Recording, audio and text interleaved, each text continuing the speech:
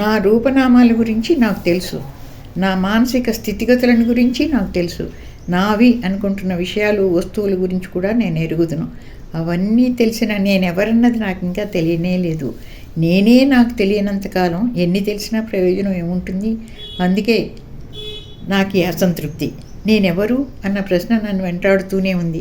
నా ఈ ప్రశ్నకు జవాబు లభించేంత వరకు నేనెలా ప్రశాంతంగా ఉండగలను?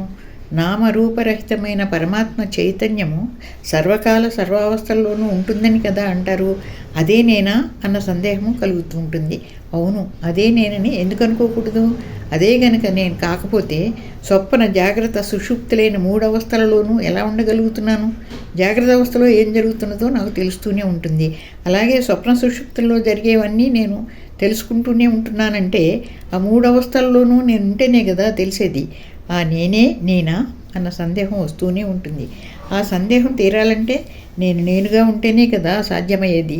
అదే నా వల్ల కావడం లేదు. దానికి కారణం ఏమిటనేది కూడా నాకు తెలుసు.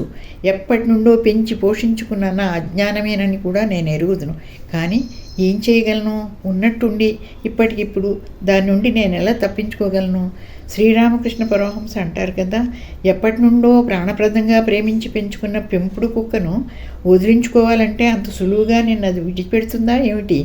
కొన్నాళ్ల పాటు దాన్ని పట్టించుకోకుండా ఉంటేనే కానీ అది నిన్ను వదలదు. అలాగే నీ అజ్ఞానం కూడాను అని నిజమే కదా. అజ్ఞానమే నేనే అజ్ఞానం అన్నట్లుగా జీవించి ఇప్పటికిప్పుడు దాన్ని వదిలించుకోవాలంటే అయ్యే పనేనా?